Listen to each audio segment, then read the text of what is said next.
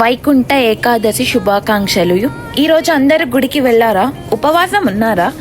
అయితే ఇవాళ మనకి వెంకటేశ్వర స్వామి ఉత్తర ద్వార దర్శనం ఇస్తారు.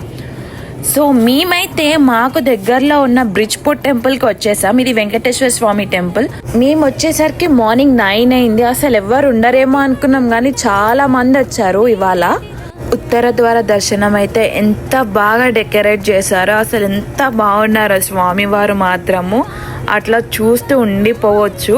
మా దర్శనం అయ్యేసరికి మధ్యాహ్నం 12 అయింది.